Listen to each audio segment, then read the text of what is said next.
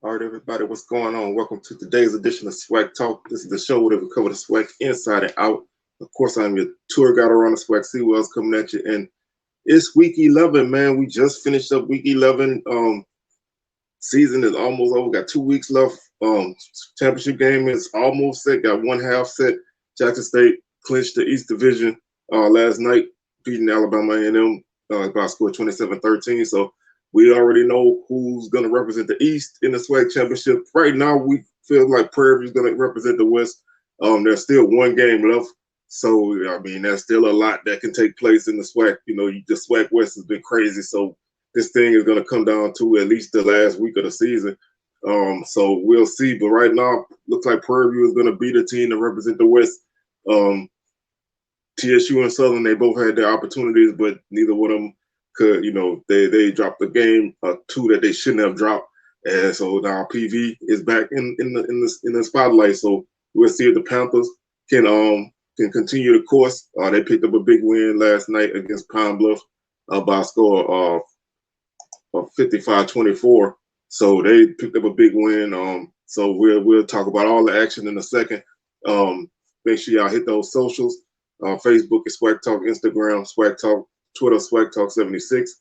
If you like to show the love to the show, you can hit the Cash App $ Swag Talk. Don't forget to subscribe to the channel if you haven't done so already. If you have, then I'd like to thank you for subscribing.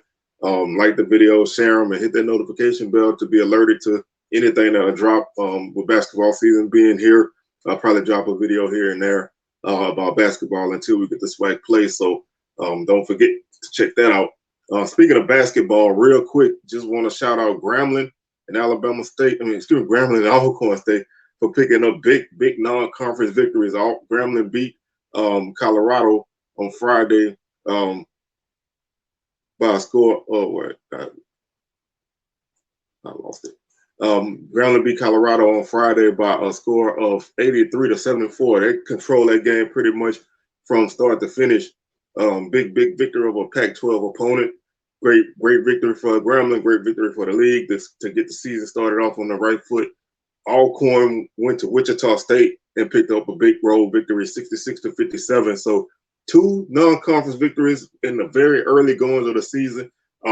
Everybody else has been playing pretty respectable games so far. Nobody's really had too many, and it's early, but nobody hasn't really had any crazy embarrassing blowouts.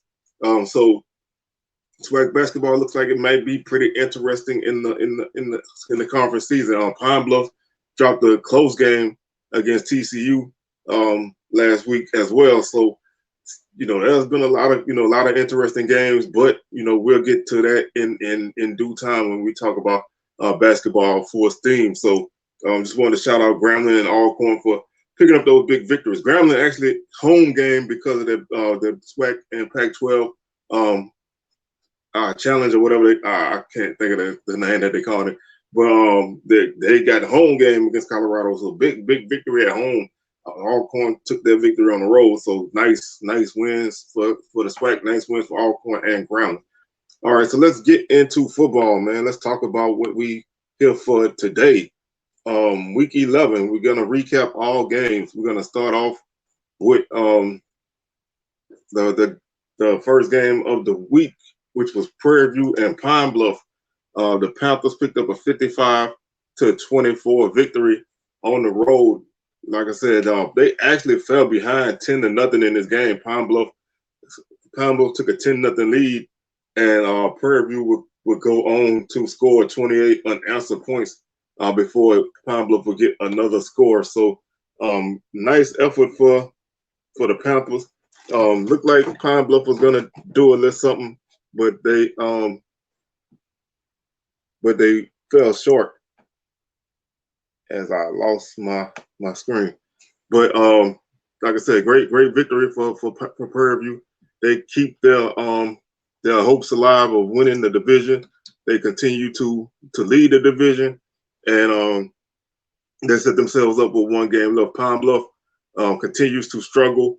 Like I said, this was a game that they led early, but they could not control it. So looking at the box score for this game, Pine Bluff scored first on a 38-yard Chris Thompson field goal that came with 10:08 left in the first quarter. Then Pine Bluff would get a 3-yard run from Kayvon Britton. Also in the first quarter, 5:01 left in the quarter. That would make the score 10-0 after the extra point. Prairie View would get on the board in the first quarter with 3:45 left when Jaden Stewart would run a 4-yard touchdown, extra point good, 10-7. 11:45 in the second quarter, Travion Jones would catch a 15-yard pass from Connolly, extra point good, 14-10. Prairie would score again with 27 seconds, 4 minutes and 27 seconds left in the second quarter when Jalen Howard would catch a 45-yard pass from Connolly, extra point good, 21-10. And then 3:10 left in the second quarter, Ty Holden would catch a 14-yard pass from Connolly, extra point good. That made the score 28-10. And then with 37 seconds left in the second quarter, Pine Bluff would get a fumble recovery for a touchdown, and extra point was good. That made the score 28-17, which was the halftime score. Third quarter, 10 minutes and 10 seconds left in the third. Goodwater would catch a 9-yard pass from Connolly, 35-17. 5:03 left in the third. Bloomfield would catch a 40-yard pass from Connolly. Extra point was no good, 41-17. Heron would get Prairie View back on the board with 57 seconds left in the third with a 29-yard run. Extra point was good, 48-17. And then Justin Hammond would catch a 17-yard pass from Chris Heron with 5:33 left in the game. Extra point was good. That made it score 55-17. And then Kenji Lewis would catch a 25-yard pass from Skylar Perry with the extra point. Gave Pine Bluff 24. The Prairie View's 55, and that will be the final margin of the game.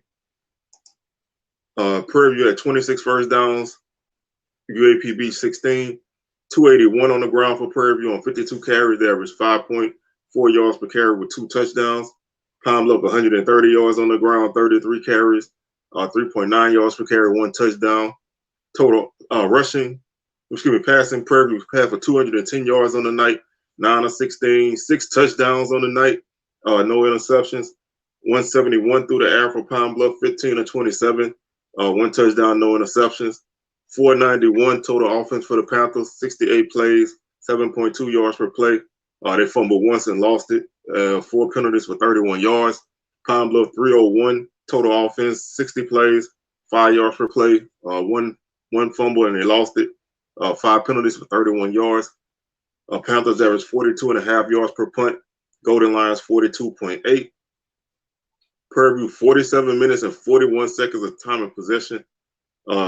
6 of 11 on third down, 1 of 2 on fourth down, 5 of 5 in the red zone, no sacks. 7 of 8 on extra points, no field goals attempted. Pine Bluff 27-19. Time of possession 5 of 14 on third downs, 1 of 4 on fourth downs, 2 for 2 in the red zone. No sacks, 3 of 3 on extra points and 1 for 1 on field goals. Individually, Connolly 8 of 15 for 193 yards, 5 touchdowns, no interceptions, no sacks. Heron 1 for 1 for 17 yards, 1 touchdown, no interceptions, no sacks. Skylar Perry 15 of 27, 171 yards, 1 touchdown, no interceptions, no sacks. Connor Wisham led Prairie View with 11 carries for 69 yards. Heron 5 for 60. And a touchdown. Wisham 6.3 yards per carry. Heron 12 yards per carry. Mosley 8 for 43. He had 5.4 yards per carry. Stewart 10 for 35. Antoine 2 for 27. Connolly 7 for 25. Spiller 3 for 19. Lewis 2 for 15. Goodwater 3 for 5. Pine Bluff was led by Britton with 18 carries for 87 yards. He had 1 touchdown, averaged 4.8 yards per carry. Perry 9 for 30. Dawkins 1 for 10. Edward 2 for 5. Lewis 1 for 0. Receiving, Howard led Prairie with 2 catches for 90 yards and a touchdown. Bloomfield 1 for 40 and a touchdown. Jones 2 for 23 and a touchdown. Hammond 1 for 17 and a touchdown. Heron 1 for 17. Holden 1 for 14 and a touchdown. Goodwater 1 for 9 and a touchdown. Prince led Pine Bluff with 1 catch for 52 yards. Lewis, 2 for 27 and a touchdown. Cochran, 3 for 25. Britton, 4 for 17. Williams, 1 for 16. Lloyd, 1 for 16. McCray, 1 for 13. Fletcher, 1 for 6. Dawkins, 1 for -1. Purvey was led in tackles by Johnson with 6. Smith with 6. Jesse Evans with 5. Mulmore with 5. Shanko, 5. Harris, 4. Tackles for loss. Mulmore, 2. Johnson, 1.5. Obi, 1. 1 credited to the team. And Evans, a half a tackle for loss. Like I said, no sacks. Forced fumble was by Lane. Recovery was by Reyes. No interceptions. Pine Bluff was led in tackles by Ewell with 12. Dozier with 11. Jones, Askew, Henderson, and Clark with 5. Smith and Evans with 4. Tackles for loss. Dozier with 2. 1 credit to the team. Askew with half a tackle for loss. Clark, half a tackle for loss. No sacks. Forced fumble was credited to the team as well as the recovery. Interceptions, none. Big win for Prairie View on the road. I mean, obviously, in this situation, you just got to stay the course, and they did what they had to do. Like I said, they have 1 game left, and that is on Saturday coming up against Valley, so they can wrap up the division with a victory over Valley. Pine Bluff plays again on Thanksgiving when they head to Alabama State for the Turkey Day Classic. So they get the week off, and they'll be back on Thanksgiving. All right, the next game we're going to talk about is Southern taking on Mississippi Valley. I was at this game, and the game was cold. The temp didn't look like it should be as cold as it was, but man, it was a dreary day on the bluff. But Southern won the game 27-7. The defense won this game for Southern. McCray got injured early in this game. Played 1 series, didn't come back. Bubba McDaniel played the bulk of the game. Offense was hit and miss, but the defense continued to keep Valley basically out of the end zone except for one score. But they pretty much made it tough for Valley to move the football. Offense kind of hit here, hit there. And Southern just, they did what they had to do to pick up a victory, close out the home season undefeated at home. And they keep their slim hopes alive for the West Division. But this was a much needed victory for Southern. However you get it, I think you just needed to get the victory. And I thought, I thought it was a solid victory. Like I said, offense didn't look spectacular, but they did some things that they hadn't done in previous weeks. And the defense was very good in this game. So Southern scored first with 11:22 left in the first quarter when Gregory Perkins would catch a 6-yard pass from McCray, 7-0. Extra point was good. In the second quarter with 6:55 left, Kirkwood would catch a 34-yard pass from McDaniel. They missed the extra point, 13-0. McDaniel will run a 10-yard touchdown run with 4:21 left in the first half. Extra point was good. That made the score 20-0, which was the halftime score. Third quarter, 13:29 left in the third. Rhymes will catch a 9-yard pass from McDaniel. Extra point good, 27-0. And then Valley would score at 6:58 left in the third. Jacoby Thomas with a 5-yard run. Extra point was good. That made the score 27-7. And from then on, nobody really did much with the ball on either side. Reserves came in, and both teams kind of shared empty possessions till the game was over. 16 first downs for Valley, 17 for Southern. 95 yards rushing for Valley, 109 for Southern. Valley did a great job with the run defense against Southern. They really clogged up everything. They didn't give Southern many opportunities to run the ball. One touchdown for Valley. They averaged 3.2 yards per carry on 30 carries. Southern 40 carries, 2.7 yards per carry, 1 touchdown. 146 yards through the air for Valley, 16 of 32. No touchdowns, 1 interception. 240 yards through the air for Southern, 15 of 22. 3 touchdowns, no interceptions. 241 total offense for Valley, 62 plays, 3.9 yards per play. They fumbled once and lost it. They had 6 penalties for 59 yards. 349 total offense for Southern, 62 plays, 5.6 yards per play. They fumbled twice, didn't lose any. They had 12 penalties for 96 yards. So penalties was a big issue for Southern in this game. Extended a couple of Valley drives, but most of the time Southern was able to turn them away. But they did have some big penalties that kind of kept Valley going for a while. 39.2 yards per punt for Valley, 31 for Southern. Time of possession 29-37 for Valley, 3 of 14 on third down, 2 of 4 on fourth down, 1 for 3 in the red zone, 1 sack for loss 8 yards, 1 extra point attempt, 1 make, no field goals attempted. 30 minutes and 23 seconds time of possession for Southern, 5 of 13 on third down, 1 or 2 on fourth down, 3 of 5 in the red zone. So they had 5 sacks on the night, and they were 3 or 4 on extra points and 0 for 1 on field goals. Individually, Jelani Easton, 16 of 32, 146 yards, no touchdowns, 1 interception. He was sacked 5 times. Bubba McDaniel, 11 of 16 for 113 yards, 2 touchdowns, no interceptions, 1 sack. McCray, 2 of 2 for 67 yards and a touchdown. No interceptions, no sacks. Blood, 2 of 4 for 60 yards, no touchdowns, no interceptions, no sacks. Thomas led Valley with 12 carries for 77 yards. Easton, 11 for 14 yards. Thomas had a touchdown as well, averaged 6.4 yards per carry. Mumphrey, 1 for 4. Wilson, 5 for 3. Rankin, 1 for -3. McDaniel, 11 for 60 and a touchdown, averaged 5.5 yards per carry. Ligon, 14 for 44. Rhymes, 8 for 10. McCray, 3 for 6. Facilier, 2 for 4. Blood, 1 for -6. And Beauplan, 1 for -9.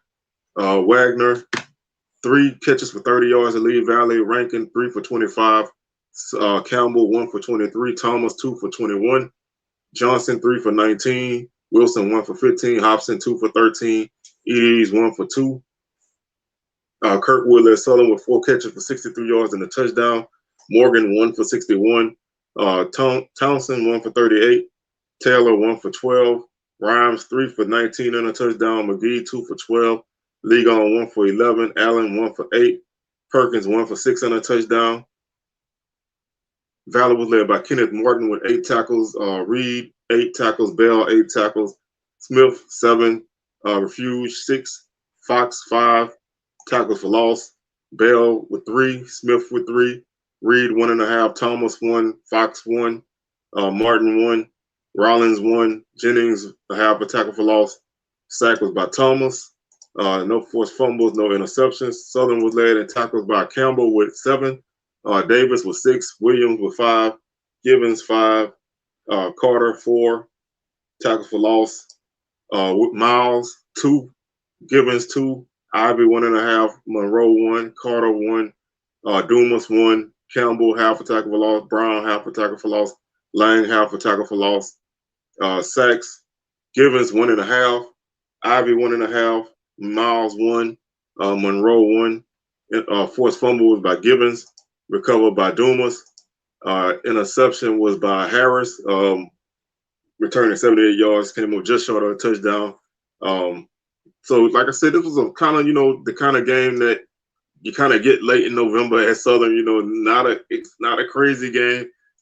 Just, Southern kind of did what they had to do. A couple guys went down during this game, so Southern kind of, made it through, kind of patchwork, but they were able to play solid defense against Valley because Southern gave Valley quite a few times where they went 3 and out on offense and gave Valley the ball right back.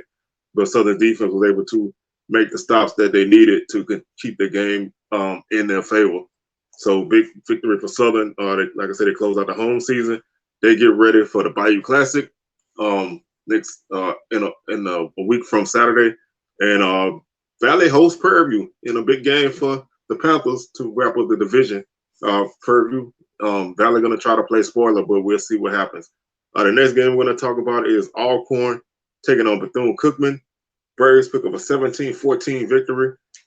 Really close game, low scoring, little bit low scoring, a little bit more low scoring than I thought, but I did pick Alcorn to win. Alcorn scored first in the second quarter with 8-12. left. Jarvion Howard 12-yard run, extra point good, 7-0. 1 minute and 51 seconds left in the second quarter.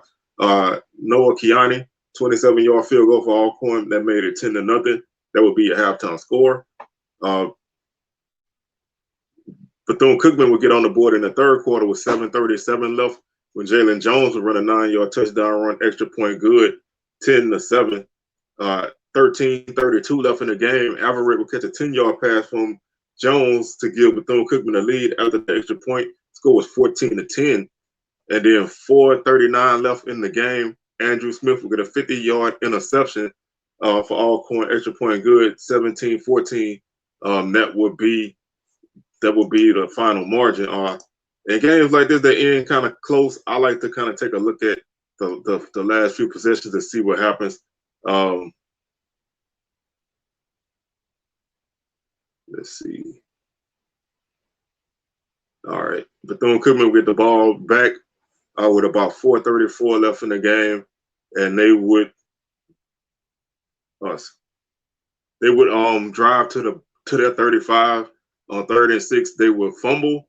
Alcorn recovered the fumble, and they would get the ball at Bethune-Cookman's 45-yard line with 2:11 left in the game, and then they would run the clock out as they advanced to the Bethune-Cookman 24. So that was only 2 possessions after that touchdown for Alcorn. So Bethune-Cookman never challenged, turned the ball over, and Alcorn ran the clock out. So just like to see what happened at the end of a game in a close game like that. Team stats: 13 first downs for Bethune-Cookman, 14 for Alcorn. 37 yards rushing for Bethune-Cookman. Nice game by the Alcorn run defense. 31 carries, 1.2 yards per carry, 1 touchdown. 156 on the ground for Alcorn. 54 carries, 2.9 yards per carry, 1 touchdown. 228 through the air for Bethune-Cookman, 22 of 34, 1 touchdown, 1 interception. 35 yards through the air for Alcorn, 5 of 14, no touchdowns, 1 interception. 265 total offense for Bethune-Cookman, 65 plays, 4.1 yards per play. They fumbled 4 times and lost all 4. Bethune-Cookman turned the ball over 5 times, man. That shows you one of the key reasons why they lost the way they did. 6 penalties for 50 yards. Alcorn 191 yards on 68 plays, 2.8 yards per play. They fumbled 3 times and lost all 3. So both teams turned the ball over a combined 9 times. A lot of turnovers in this game. Really sloppy game. 3 penalties for 20 yards for Alcorn. 35.5 yard per 35.6 yard per punt average for Bethune-Cookman. 32.8 for Alcorn. Time of possession, Bethune-Cookman 28-41. 5 of 14 on 3rd down, 1 for 3 on 4th down, 2 for 2 in the red zone. They had 4 sacks. They were 2 of 2 on extra points. They didn't attempt a field goal. 31-19 for Alcorn. Time of possession, 7 of 19 on 3rd down, 2 of 2 on 4th downs. They were 2 of 2 in the red zone. They had 3 sacks on the night. They were 2 of 2 on extra points and 1 for 1 on field goals. Jalen Jones, 22 of 34 for Bethune-Cookman, 228 yards, 1 touchdown, 1 interception, and 3 sacks. Trey Lawrence, 5 of 13 for Alcorn for 35 yards, no touchdown, no interceptions, 4 sacks. Tavares Adams, 0 for 1 for Alcorn, and interception. Bird led Bethune-Cookman with 13 carries for 15 yards. Jones, 14 for 12 and a touchdown. Lindsey, 3 for 10. Averett, 1 for 0. Howard, 32 carries. Man, that's an old school football game, man. 32 carries for 129 yards and a touchdown. Longest was 16, so he just was bulldozing. Not, he was just slamming it. Not a lot of explosive runs, but 32 carries, man, that's a workload. So salute to you, Mr. Howard, man. You put in a full day's work in this game. Adams, 4 for 19. Duffy, 7 for 18. Leatherwood, 6 for 12. Lawrence, 4 for -21. Thomas led Bethune-Cookman with 5 catches for 66 yards. Overton, 4 for 57. Averett, 4 for 35 and a touchdown. Bird, 5 for 28. Riley, 1 for 19. Reed, 2 for 15. Ellington, 1 for 8. Hunt led Alcorn with 2 catches for 21 yards. Compton, 2 for 13. Brown, 1 for 1. Smith led Bethune-Cookman with 12 tackles. Ratliff, 11, Walls 9, Lewis and McKenzie with 7, Efert with 6, tackles for loss, McKenzie with 3, 2.5 for Hampton, 2.5 for Walls, 1.5 for Lewis, Blake 1, Loving half a tackle for loss, Hall half a tackle for loss, Efert half a tackle for loss. Sacks went to Walls with 2, McKenzie with 1, Hampton with 1. Forced fumbles, Walls, Hampton, and Radcliffe each had 1. Recoveries, McKenzie, Walls, and Efert. Interception went to Efert. Alcorn was led in tackles by Ellis with 10, Kinsler with 6, Cherylus with 6, Gonzalez 5, Blunt 4, tackles for loss. Ellis 1.5, Rice 1.5, Cherylus 1, Kenny 1, Smith 1, Gaither 1, Webb half a tackle for loss, Dawson half a tackle for loss. Sacks went to Kenny with 1, Rice, Cherylus, Webb, and Dawson each had a half a sack apiece. Forced fumbles, Kinsler and Smith. Recoveries by Kinsler, Kenny, and Smith. Kinsler, Kenny, and Ellis. Interception was by Smith. Returning 50 yards for a touchdown. So this was a sloppy game, man. This game could have been so much different if neither team had as many turnovers as they did. But Alcorn didn't really do much in the pass game. They lost their starting quarterback. They have a freshman playing right now, and he's kind of finding his way. But the passing game isn't there. But the run game picked them up. Bethune-Cookman didn't run the ball well, which is a surprise for them. But that's a credit to Alcorn's defense, and their passing game did what they kind of normally do. So both teams kind of did what they normally do, but they turned the ball over so much that this made this game kind of, really tough for either team to do anything. But Alcorn picked up another victory, so they can be happy at that. Bethune-Cookman, them road woes are continuing to wear them down, man. Just a rough season for Bethune-Cookman on the road. The next game we're talking about is Jackson State defeating Alabama A&M by a score of 27-13. Didn't get to see much of this game. Trying to go back and watch it. I heard that the officiating was very rough in this game. And that was something that we talked about last week on Swag Smoke. That the Swag refereeing appears to be worse this season. And there were some situations where even in the Southern game where the refs didn't really seem to know what they were doing, marking off 6 and 8 yard penalties. Just making weird calls. I really think something needs to be done with this because, somebody's going to be costed a game. Obviously, if you're Jackson State, you had multiple touchdowns called back, but you still won the game. Somebody is going to end up on the wrong end of that in a close game if it hasn't happened already, and that's going to be a rough situation. Jackson State, I heard Shedeur got banged up in this game. So, man, if anybody got any update on what's going on with him, hit me in the comments. Hopefully, he'll be able to return next week. I heard some people say he may not, but I want to, if anybody hears anything, just let me know. I'll do my research as well. So, but Jackson State, they pulled out this victory, like I said, 27-13. A&M was game, man. They made sure that I guess they made sure one way or the other that they didn't get ran out of the stadium. So that's a good step for them. Barbosa gave the Bulldogs the lead with 1:57 left in the first quarter when they kicked the 3-0 field goal. Then Shedeur Sanders would throw a 20-yard pass. Wait, this box score is weird. But Shedeur Sanders would score a 20-yard touchdown. Would throw a 20-yard touchdown. Extra point good, 7-3. Eagling 1-yard run for Alabama A&M. Extra point good. Bulldogs retake the lead 10-7. Second quarter, Stevens 19-yard pass from Sanders, 14-10 after the extra point. Shane Hooks would catch a 30-yard pass from Shedeur Sanders. Extra point good, 21-10, and that would be the halftime score. Gaines, 21-yard pass from Sanders, came in the third quarter. No extra point. No, I think they went for 2. Didn't get it, 27-10. And then Barbosa would kick a field goal for Alabama A&M from 30 yards out to make the score 27-13. Team stats: 18 first downs for the Bulldogs, 20 for the Tigers. 151 on the ground for Alabama A&M, 34 carries, 4.4 yards per carry, no touchdowns. 183 yards on the ground for Jackson State, 50 carries, 3.7 yards per carry, 1 touchdown. Total passing, 202 through the air for Alabama A&M, 16 of 33, with 4 touchdowns. Oh, excuse me, wait. I'm sorry, I was reading that backwards. So 18 first down for Jackson State, 20 for Alabama A&M, 151 on the ground for Jackson State, 34 attempts, 4.4 yards per carry, no touchdowns. 183 yards on the ground for Alabama A&M, 50 carries, 3.7 yards per carry, 1 touchdown. 202 through the air for Jackson State, 16 of 33, 4 touchdowns and no interceptions. 135 yards for the Bulldogs through the air, 16 of 30, no touchdowns, 1 interception. 353 yards for Jackson State on 67 plays, 5.3 yards per play. They fumbled 4 times and lost 2. 11 penalties for 105 yards. Like I say, penalties, probably kept this game a lot closer than it may have been. Those 2 fumbles as well.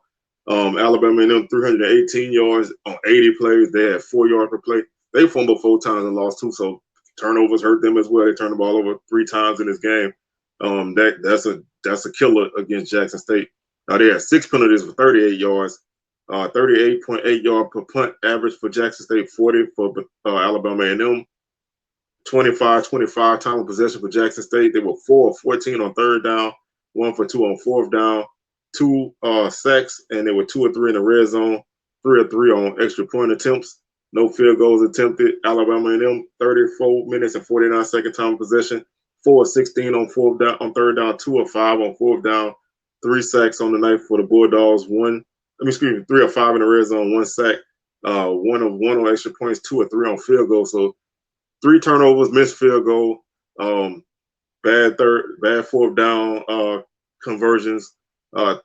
Didn't attempt 3 of them. It was 4 of 16 on 3rd down. You can kind of see what slowed down Alabama and them, but some of those same things slowed down Jackson State. So it's really one of the games where you can't just say if you take this away from one team, this would have happened. Both teams had things that they had to work against. Like they said, JSU had like 3 touchdowns called back, so that that can also affect the game.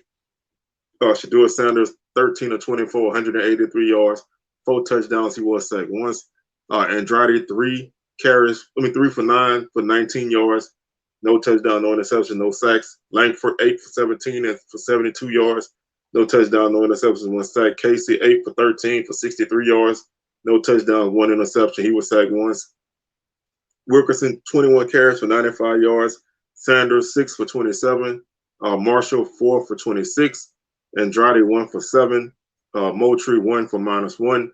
Eaglin led Alabama A&M with 22 carries for 89 yards and a touchdown. Langford, 11 for 51. Jimerson, 8 for 32. Casey, 2 for 3. Gardner, 1 for -6. Hooks, 5 catches for 87 yards and a touchdown for Jackson State. Hunter, 4 for 40 and a touchdown. He caught that first touchdown from Shedeur. They had it from Shedeur to Shedeur on the box score. So Travis Hunter got his first college touchdown from 20 yards out. He had 4 catches for 40 yards. Stevens, 2 for 30 and a touchdown. Gaines, 1 for 21 and a touchdown. Powers, 1 for 13. Daniels, 1 for 9. Wilkerson, 2 for 2. Gardner led the Bulldogs with 4 catches for 47 yards. Eaglin, 2 for 39. Cox, 2 for 18. Young, 3 for 11. Jimerson, 1 for 11. Jenkins Jr., 1 for 7.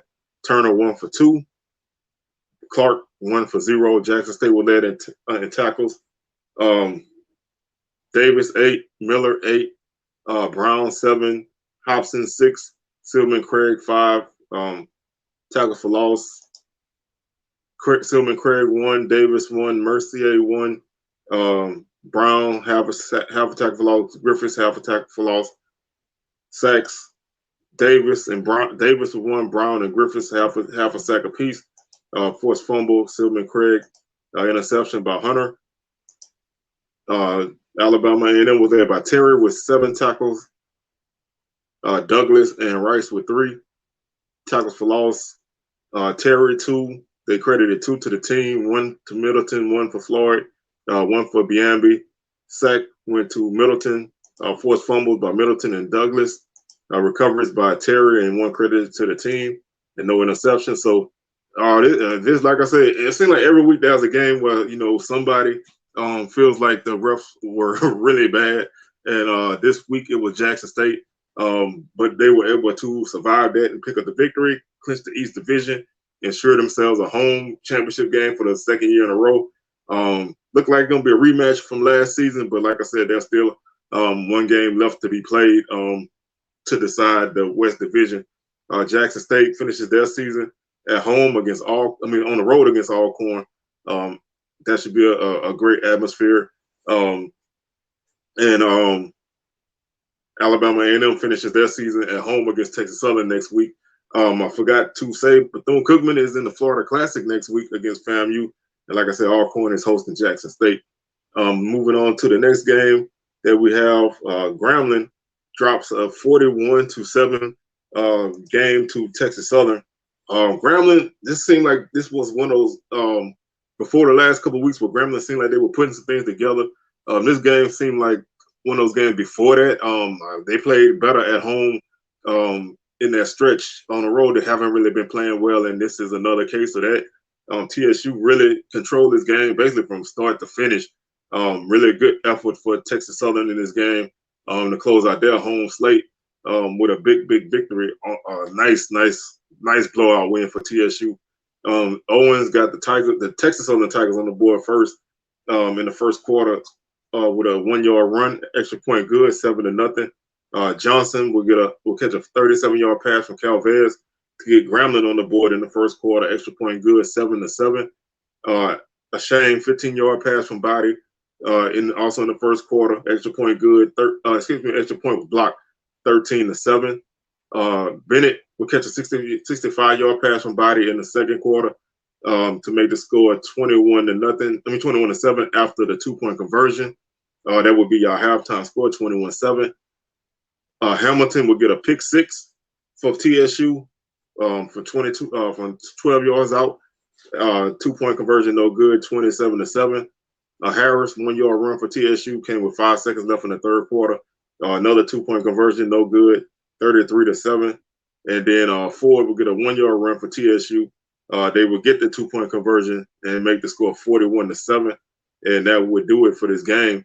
Grambling, 14 first downs, TSU 22, 126 yards on the ground for Grambling on 39 carries, 3.2 yards per carry, no touchdowns. 253 on the ground for TSU, 46 carries, 5.5 yards per carry, 3 touchdowns. 118 yards passing for Grambling, 10 of 23, 1 touchdown, 2 interceptions. 190 yards through the air for TSU, 15 of 22, 2 touchdowns, no interceptions. Total offense, 244 for Grambling on 62 plays, 3.9 yards per play. They fumbled twice, didn't lose any. They had 8 penalties for 44 yards. TSU 443 yards of offense on 68 plays, 6.5 yards per play. No fumbles. They had 4 penalties for 44 yards. Grambling punted for a 43-yard average. TSU a 28.5-yard average. Time of possession, Grambling 30-25. They were 4-13 on third down, 0-for-3 on fourth down. They didn't get in the red zone. They had 2 sacks on the night. They were 1-for-1 on extra points and 0-for-1 on field goals. 29-35 time of possession for TSU. 5-of-12 on third down. 2-of-3 on fourth down. And they had 4-of-4 in the red zone. They had 6 sacks on the night. Really good defensive effort in this game for TSU. The defense continues to play well. The defense has definitely been the spark for this team this season. 1-for-2 on extra points and did not attempt a field goal. Individually, Calvez 6-of-12 for 85 yards for ground and 1 touchdown, 1 interception, 4 sacks. Hawkins 4-for-11 for 33 yards and a touchdown. He was sacked twice. Body 15-22 for 190 yards, 2 touchdowns, no interceptions, 2 sacks. Williams led Grambling with 11 carries for 45 yards. Washington 10 for 39, so that breaks my give him 10 carry streak. So maybe it's not always give him 10 carries, but give him 10 carries again for Bethune-Cookman. They get 201 on the game tonight. 10 for 39. Calvez 9-for-23. Chalk 6-for-23. Hawkins 3-for--4. Owens led TSU with 13 carries for 105 yards, 1 touchdown. Harris 11-for-63 and a touchdown. Body 10 for 43. Ford 9 for 40 and a touchdown. Hill 1 for 6. Johnson led Grambling with 1 catch for 37 yards and a touchdown. Rash 2 for 32. Chalk 2 for 16. Washington 2 for 13. Hollywayne 1 for 10. Wilson 1 for 7. Bean 1 for 3. Bennett led TSU with 1 catch for 65 yards. Morton 3 for 35. Shane 4 for 30 and a touchdown. Mitchell 2 for 30. Blanton 1 for 15. Littleton 1 for 9. Means 1 for 3. Owens 2 for 3. Matthews led Grambling with 12 tackles. Reed 7. SDs Mitchell, Thomas, and Marshall and Richardson, they each had 4 tackles. Tackles for loss. Reed, Matthews, and Scott each had 1.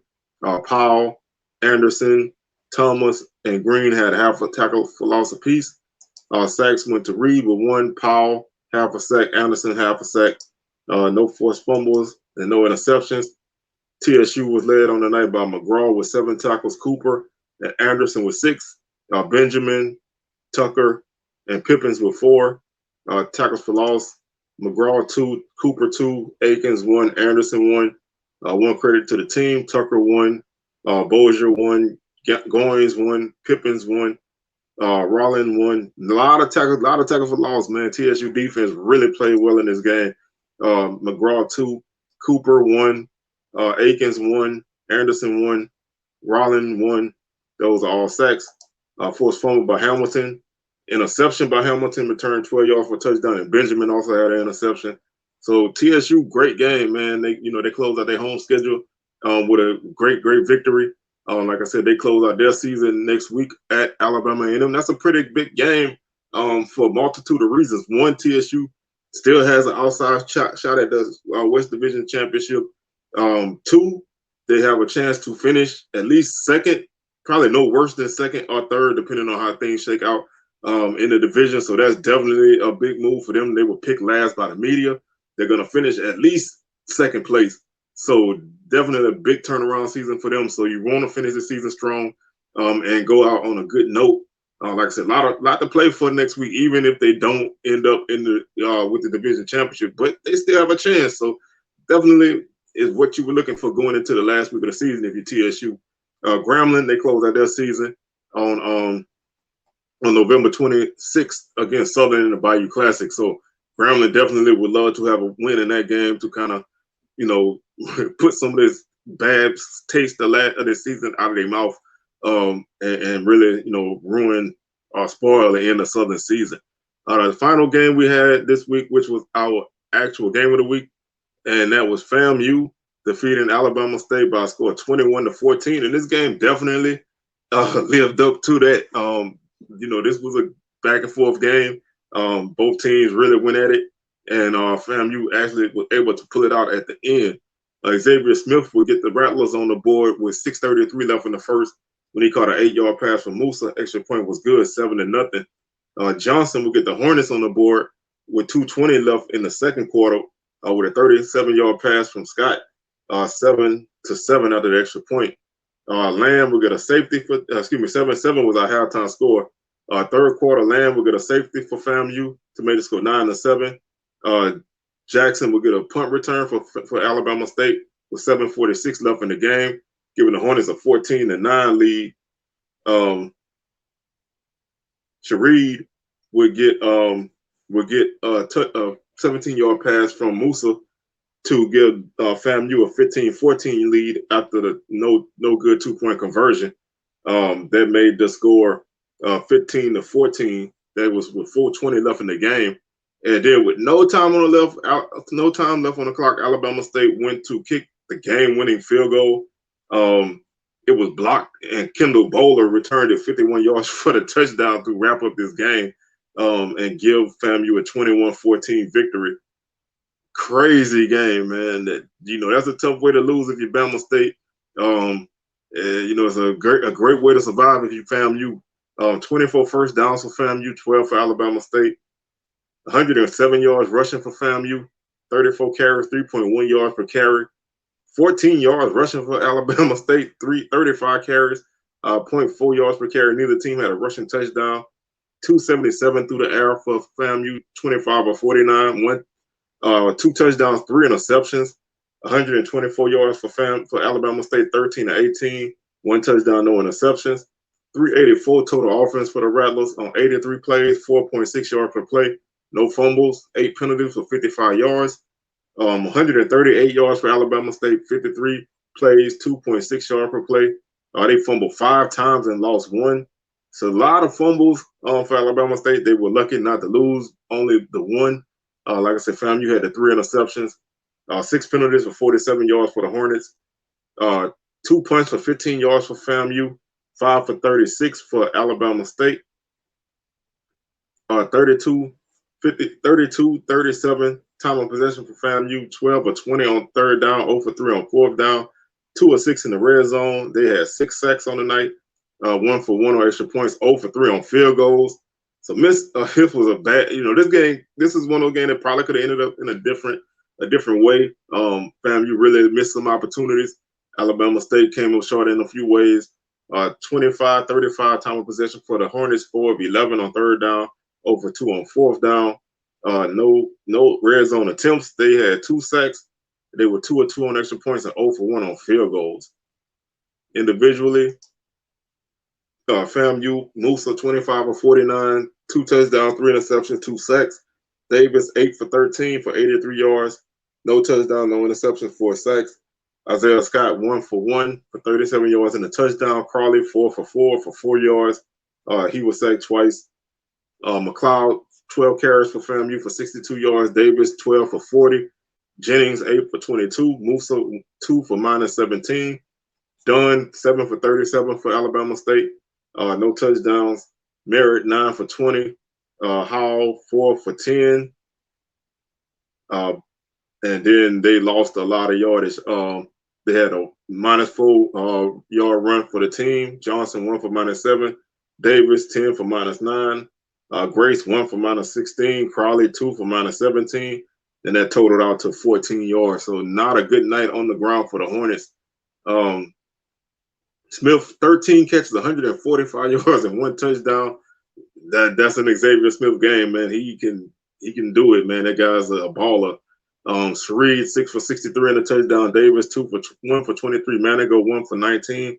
Pruitt 2 for 11. Oxendine 1 for 9. Young 1 for 7. Johnson 5 for 69 for Alabama State and a touchdown. Edmonds 2 for 26. Howell 1 for 14. Scott for 2 for 13. Merritt 1 for 11. Hickson 1 for 7. Adams 1 for -16. Major led FAMU with 8 tackles along with Johnny Chaney with 8. Lamb with 5. Hunt with 5.